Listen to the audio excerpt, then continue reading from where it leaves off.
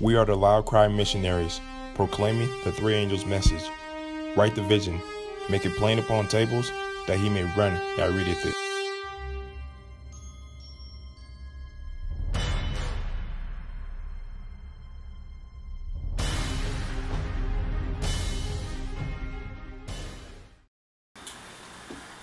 Most gracious God, Father in heaven, we just want to thank you so much, Lord, for your goodness and mercy.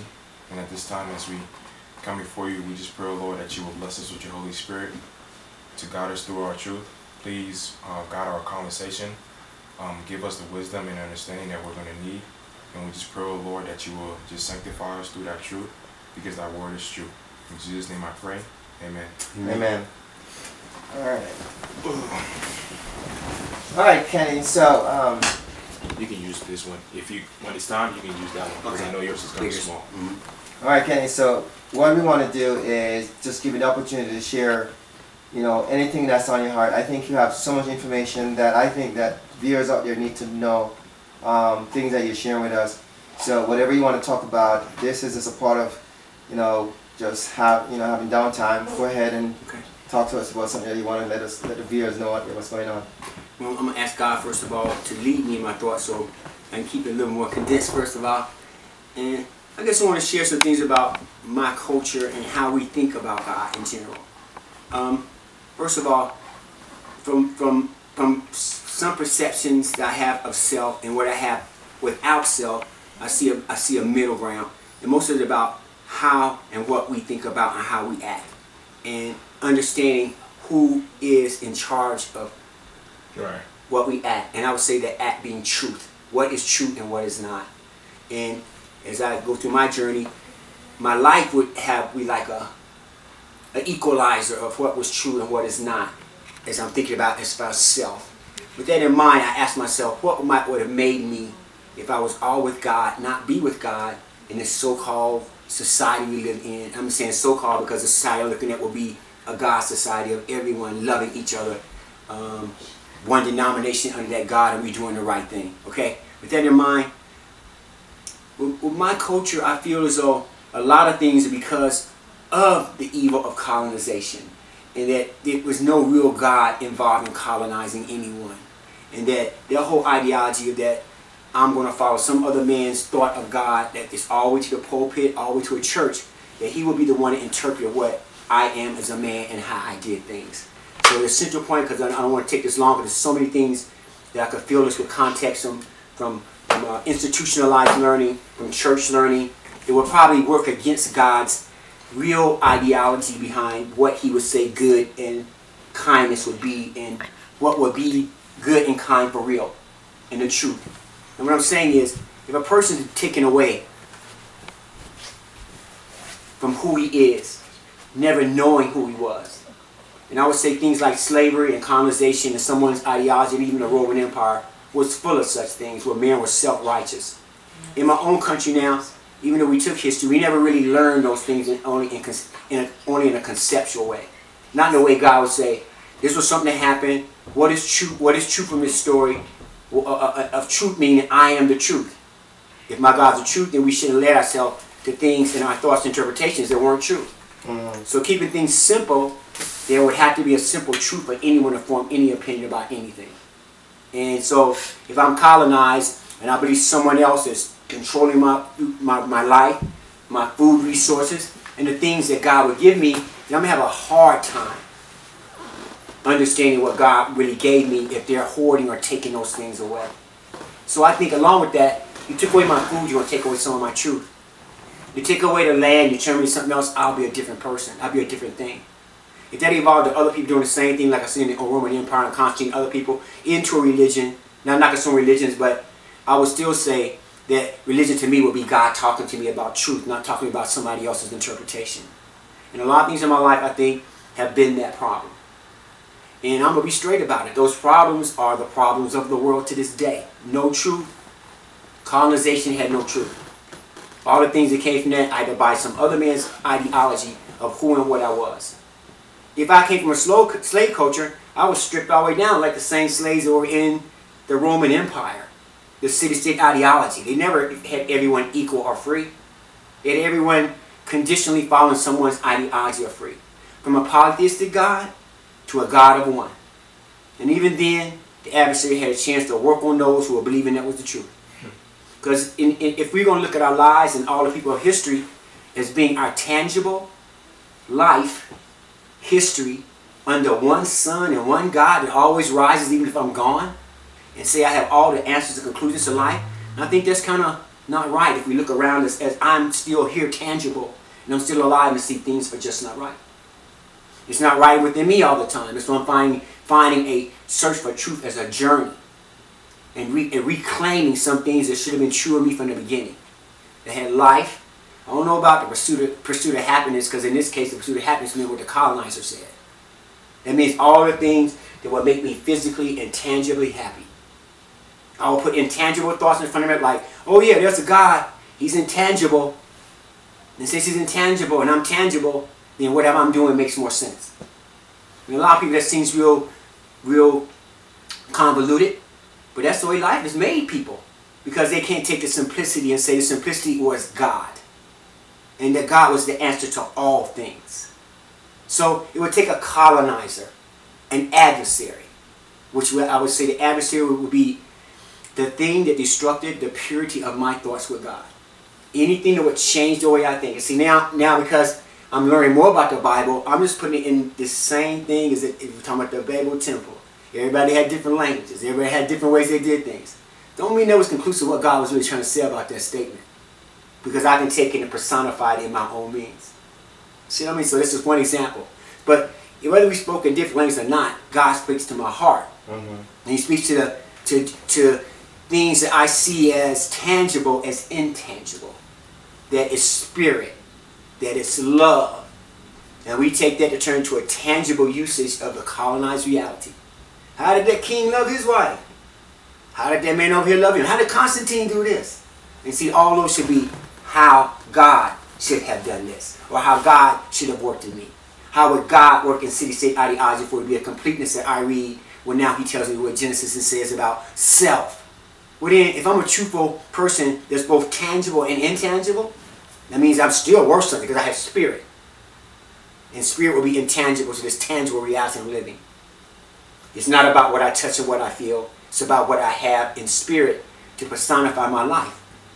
And bottom line is, I wouldn't even know how to do that. If we were born with it, it was robbed from us. Through colonization and the works of men and their adversarial thoughts. Now, you guys give me a better understanding because see, since I have a worldly way and a self way, then I have to take away self-determination. And bring that forth to a non-tangible self-determination. Intangible will be God's word. Always works. Always will answer the question versus I need someone else like Constantine. I'm going to keep leaning back to that because in my head, when you taught me History 151, this is what I see now from History 151. A big, giant mess. A big, giant mess where God was not involved, but he was involved in everything. But he wasn't involved in the decision-making process of Constantine or anybody else. All the way to me having a slavery that I was involved in, that they were using y'all before I was enslaved here. So, my brothers here have to open their mind to how they're still struggling. And that brothers be all brothers, but starting with the brothers of my skin color since you put that out there. That there was a reason why that happened. There's a reason why it shouldn't have happened. And there's a reason why we can change from what happened. You know, it had to be one thing that did that. The truth. Nothing clearer other than truth. You want to talk this way, how we talking in life? It will be truth that changed everything. That truth will be what I understand that's written in Scripture in the Word. The Word is intangible. We're making it tangible, and sometimes the tangibility is what we're using from the colonizer how to make it that way. No, it's not tangible to enslave a man and tell you love him at the same time. And if my culture is still suffering from that because we have an economic choice that does the same exact thing because they got so sophisticated and technological with that way, then there's only one way to change that. And that will be the truth. As you study your things in school, are you getting taught or are you learning?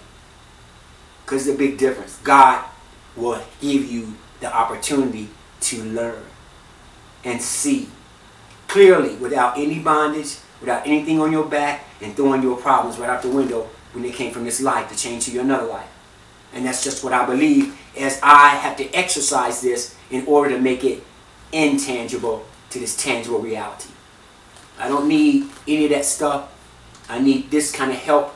I need this kind of influence to say, if you're telling me this is the 50th greatest states in the world, then that needs to be tangible with God in an intangible way. Because the tangible purpose would be my conversation. If you get this, if you get land, if you get a mountain, if you do the work right, if you become an engineer, then all that means I'm worth something. Would that be easy to tell somebody who was worth nothing that was worth something? Because that would be the means of you reaching that goal. And it's easy to go to church every Sunday and say that. And there's a bunch of poor people you don't get nothing back to. Because basically we're enslaving ourselves by not having the reality of the truth. And I just know now what I know because of time. Somebody didn't have that time. Somebody only had 5 seconds of a whole total, whatever the day supposed to be. Somebody might have had 24 hours and it was over. Somebody might have had 50 of those years. What did you do in between there to change mankind? What did you do to defy the things that put you on your back? What did you do to help God to help you to defy the way of man? So, sounds complicated, but it's more simple if we understood what God is really all about, and we're not being taught that. He's like our Father, but He ain't the Father who whips you with a belt. He's not the Father who makes mistakes. He's not the Father who's going to say, I only have one thing, you're good. And if you're not taught that, you've probably been colonized. And if you've been colonized, you're probably on the wrong sheet of music. And if you're here going through the same problems you had 100 years ago, then pretty much you ain't gone 1 acre further than you went before. So why would we, if you so smart and so learned, keep circular argument? See, I'm going to have the same one if I don't do something about what I'm doing right, about something now that I'm thinking about. If somebody don't change my thoughts and change this reality that I think is truth, then I'll be living the same lie. So ask yourself every time you see somebody on that street and you think you're better than them, and that's somebody when they're out, they don't have anything, or the people you throw in the nursing home you never come back to see, if you're old, because you're gonna reach that state yourself, you can't even see you're gonna reach that state if God gives you the time, because that's the one that gives you the time. You're getting there without it, and what you do already have, you're not using wisely. So why you can talk about time? You're timeless in the way that you decided that the colonizer was the one who created God. And then He puts it on your dollar and says, in God we trust. But that means you trust in God to put the man on the street. You trust in God for diseases. You trust in God for everything that was sin that led to those things. And that's me talking because I found enlightenment from the dark. And I'm still going to have a lot more dark to overcome because everybody out here got their own mission about where the dark comes from. So you go to church and pad your pocket, I'm being straight, and you call that ministry, and you don't give every dime away because it needs to be done that way, especially in this tangible reality that what you do, people see. And what they see, they're going to do. And in this country, so many diverse minds, and we spread it around the world. How tangible and how great we are. If we're great, we have to be great with that part that says, in God we trust. Not on the greenback that says, in God we trust, and there's only one of them, and you need 25 of them. Or you need 1,000 of them, and you got one of them that says the same thing on all of them. So what does that mean? What does that really mean to hold prosperity if you're going to use that mean to prove God exists? Because it won't, unless you got enough dollars. So, my brothers use me because I'm being real about it, and I'm with them because I want to be less real about what I'm feeling. Because I'm feeling this at the same time as they talking to me, because I know there's an adversary that influences this world. And I'm going to go do whatever scheme I'm going to do to get some more money to make me happy for the colonizer's way. The colonizer says, I need all this, and all I need is God, food, and water, and shelter. But we're going to worry about, put it this way, if God said everything was all right, there's going to still be a man that says, wait a minute, that's not fun. So be it. It's not fun. That's all I got to say. I mean, so each time I bring a little something more, but God and God I trust, and that God don't come for no dollar. Okay.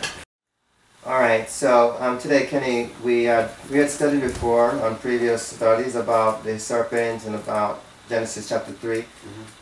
Today, now, I just want to take us more in depth with questions that will help you and others to, and all of us to interact in a more dialogue way, so that we can have a clear understanding of the Bible we're studying. So let's talk about verse 1 in chapter 3. Now the serpent is more subtle than any beast of the field which the Lord God had made. We're in Genesis? We're in Genesis chapter 3. Genesis chapter 3, we start at verse 1. And he said unto the woman, Yea, God said, He shall not eat of every tree of the garden. Now let's see why verse 1 started off with talking about the serpent. Now, in your mind, when it says the serpent is subtle, tell me something about, in your mind, what is this subtlety is to you? And when you look at a serpent or a snake, would you say it's a subtle creature? Well, no, I wouldn't say it's subtle, because the fear I would have of the fact of a snake itself. So when I think of a snake, I think of fear. So, as far as little physical fear. Something I need to get away from. So something that doesn't rhyme with me. Okay. Honestly, I mean, so it's not something I can't appreciate that much. Okay, appreciate. It's like danger. Danger. Yeah, I need to stay away. It'll bite me. I don't care if they're supposed to be porters. I ain't looking for no fangs. It's just they all represent something that's going to bite me. Something I don't want to touch or be around. I'm being honest. Right. Okay. Well, I think what we want to do, we want to understand from God's perspective what He's teaching us. So he's saying that the serpent is more subtle. Now listen carefully what he's saying. The serpent was more subtle. Was more subtle than any beast of the field. In your mind, what is subtlety? Well, in this case, subtlety in this particular sentence. Seems like he would be conning. That in this case that you would see and appear as something that might be good, but could really be bad in his intentions. I'm just saying from the Bible standpoint, I think what he's saying. That he'll be able to be coercive. Kind of make you his friend if he needed to, in this case. So I'm not thinking talking about the same snake I'm talking about. I really don't think when I read this now, they're talking about the same snake I have fear of. Yeah, fear. Well, in actuality, there's two things happening here. What happened here when you said the serpent was more subtle than any beast of the field? Let's talk about the snake in its natural habitat. Okay. So the snake in its natural habitat is what the Bible is explaining. That the snake is very subtle, meaning it's cunning, it's smart, it sizes up its prey very carefully. So when a snake is going after a prey, if you watch that snake how it does it, you will see that it doesn't just go after its prey like just openly. It makes certain moves as it goes after its prey. And in this context here, God is also likened the devil to a snake. And also, when you think about the snake, it said it was more subtle than any beast of the field, meaning that it outsmart any beast. It's that cunning. Then, if it can outsmart any beast, it means that if the Lord is likened the devil to a snake, the snake is smarter than all of us put together.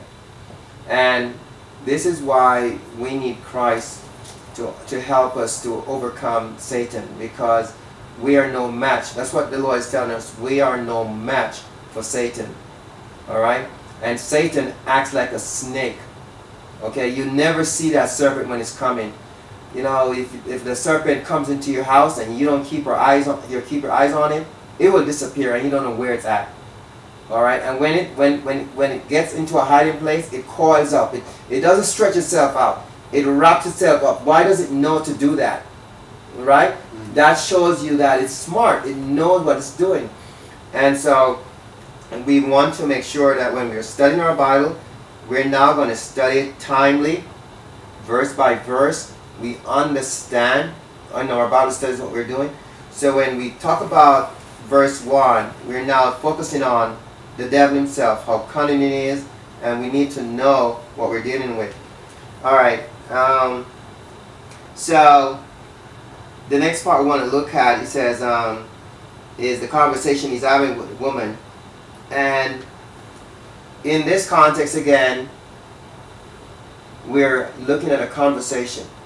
How many people understand that the devil talks to them? Did you know that the devil talks to you? Yeah, I mean, yes. Okay. In a literal way, I just said, you know, that his talk is probably like anything that was evil, anything that imposed itself upon my will to be right. Right. Now it talks about the devil here, but it didn't just come out and say the devil here. And we want to show in other part of the Bible that it is the devil, because it later on in other parts of the Bible it just comes up plainly and he says the serpent, the devil. Okay. But what you notice here, tell me what you notice in verse 1 is happening, because the Lord is like the Lord is talking about a serpent, but he's also talking about Satan here in the same context. Tell me what you're noticing in verse 1. Anything at all that you notice? Yeah. In verse 1. Well, to me, it's absolutely showing the difference in what God wants and what's going to happen next. So God, already being all-knowing, truthful, all things, had an all-knowing answer. And then whatever else against that may have been knowing, but it was not knowing of love, happiness, and truth, and that I would fall short because of what has happened in this particular paragraph with God's total wisdom. Okay. All right. Another thing we want to share with you, though, is that the devil always uses a medium.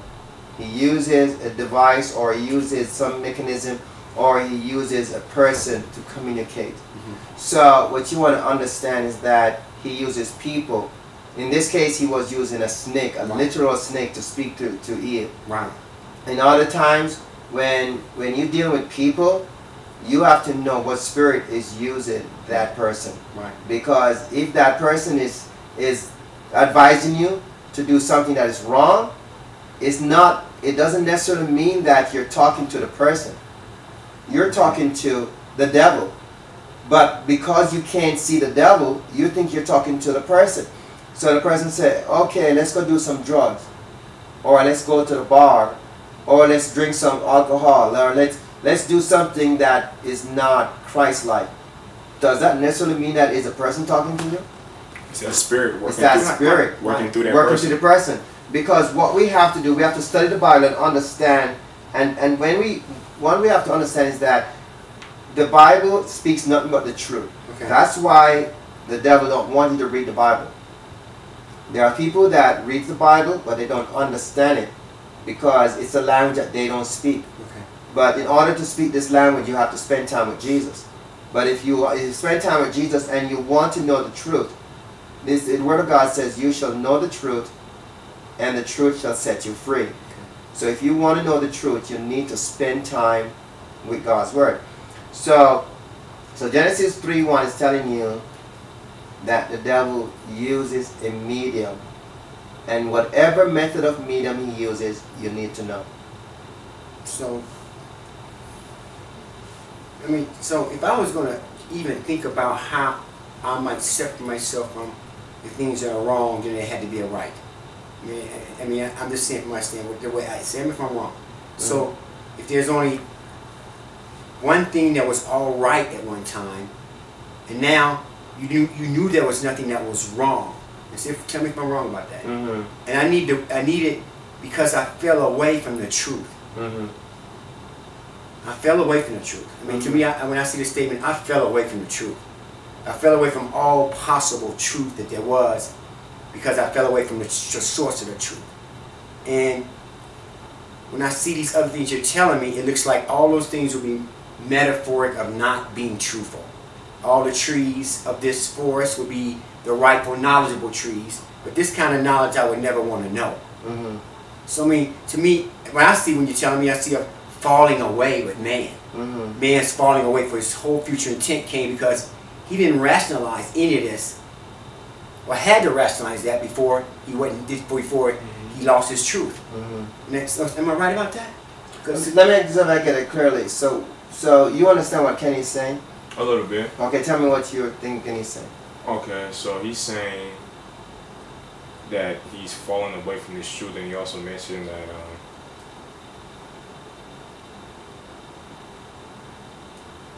eating from this tree now brought upon a different knowledge that he didn't want. Then you get to know. Didn't want to know. I didn't have to know that. I didn't have to know any of that stuff as of evil until my pureness participated with evil. Exactly. And it seemed like all the trees to me look like all the righteous, universal things that God would give to me in peace of mind, no war, no death. It's like there was an infection. You got infected with this. That's right. With this error. So this error now the snake becomes prevalent as a beast with the spirit of his evil in him. That God, that was personified that he was evil by God, because am I right to say we probably didn't know evil before that state, because we were flourishing in the greatness, purity of knowledge and no problems, because I don't know what a problem is. I'm pure. I'm pure as what the Creator made me in His image. I'm pure of thought, pure of love, so we would know how to act. Right. Exactly. I got to. Yes. So exactly. So the truth of the matter is that we would, if we had not done the evil that the devil is telling us to do, we would be pure. Absolutely correct. So the way sin comes in is when you do what the devil tells you to do. So in actuality, I was sharing this with my friends. Sin is rebellion, and when you understand that rebellion is going against God, there's a word I forgot what I use, but we have sin, you have rebellion, and then you have I can't remember the word now, but it's to transgress against God, it's to oppose Him. And so when you're rebelling against God, you're telling the word is defiance. Defiance. So what we have to understand now, we're going to have to understand this. It's like you have a fight, like you and I are in a fight, right? And Kalika doesn't understand what's going on, and he gets in the fight, and he just started a fight with you. But if he knew that I was a troublemaker, he wouldn't have fought with you. You see, and what we're doing as a people is that the devil has launched this rebellion against God, and we are joining with the devil in fighting with God, and that's called defiance. Okay. Because the devil did something wrong. He sinned against God, which means that he's rebelling against God. And when he's rebelling against God, he's saying, I defy you. And we come and we do the same thing that the devil is doing. And we didn't start the war. We didn't start the fight. But we jump into this fight, and we're also joining with the devil to defy God. We can't do that. That's why we need to have a structure in our mind. We need to think things out. We need to process why this rebellion started. Why is there a sin? You know, what is the sin about? We need to go back and really investigate this matter, rather than just jumping up and doing things without even having a true reason for doing it. Right. Like I said, and I think that my objective in our studying the Bible is that we need to now study these things. We need to slow it down, and we need to really break the scripture down and understand what's going on here. So going back to verse 1, we have to understand, whether we want to acknowledge or not, there are two powers. There's good and evil, all right? And you need to know which one you're serving, which one you're obeying. And in this case, we know that God was not in this verse. We know the devil was using the serpent. And so we need to know, when our friends come to us and tell us to do things, or whether we see certain things on the TV, or whether we hear certain information, we need to understand, who am I listening to? Am I listening to a devil, or am I listening to God Himself? And so I would just want to make sure, our Bible study, I'm just going to slow it down because the previous Bible study I was rushing through a lot. And I want to make sure that as we go through this, that people get a chance to digest this. And if they have any question, they can just email or text or just put some question at the bottom of the description box. But we need to come to the understanding now that we are dealing with a medium. Just like how He uses a snake, He uses people. That's why in time we kill another person, it doesn't mean that you solve the problem. That spirit just move on to another soul to do the same dirty work that you just killed this person. You see? So we want to be wise about this thing. And so I think that the more we take our time to spend on the verses, it will be better. So I'm just going to close it off today by just leaving it here for now. And then next week, or next Bible study we have, we'll move on to verse 2, 3, and so forth.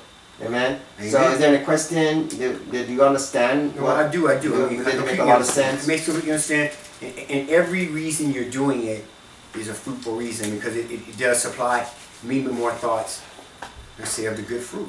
That, okay, if I think I have good fruit in me, then I'm going to work on the fruit God has in me. Amen. If I work on the rotten things of the fruit, then I'm going to work on the rotten things in me. And to me, it seems perfectly clear that this is a message that can be simplified into a simplest form versus the complexity of the world. And the world seems so complex, now the message seems more complex. At the time of simplicity, it was a simple message, you're right or wrong, and people understood that. Right. And like you said, you could see their choices would have been the wrong choice if it did not follow this same simplicity we have in here. And I just think the whole world has become more complicated. And I know a little self in that I'm talking about, but self is just trying to explain his way out of why self is like it is. And because basically, you know, this is a lot less literal to me than it is a consciousness for me. That this conscious was my spirit. I heard my grandma talk about the Holy Spirit. So I'm just saying, this has to be the truest truth of any concept. The word concept will come before it. Will come after this. Okay. Because there'll only be one thing, and there'll be nothing else before this one thing besides what happened next when we found out this is what happens with sin. This is what happens without sin. And I just think it's that simple. I mean, I really do. We've complex our life, and you're making it simple again. Okay. All right. Praise God, man. You want to pray for us, Kenny? Okay. God, I thank you, first of all, for my brothers, and for all those who are in the same light as my brothers, for the same ones who are opening more doors and closing the ones that should have been closed in the beginning of what we're reading in Genesis, which means the beginning. So if we're looking around for anything else and ain't the beginning, well, we need to get back, God. So help us get back away from all this tangible life to have some less tangible and more intangible to your way. And those who are worldly know what I mean when I say tangible, intangible, because we're living our lives by those means, what we see, what we feel, what we're doing. So help us, Lord, to get out of that way and see that you did leave grace on this planet and throughout the universe for us to do better, not to just keep repeating the mistakes of our earthly beginning with Adam and Eve, that we had the power through Jesus Christ, who's come as well, to show us that it is more power in what is right than what is wrong. In Jesus Christ's name I pray. Amen. Amen. Amen.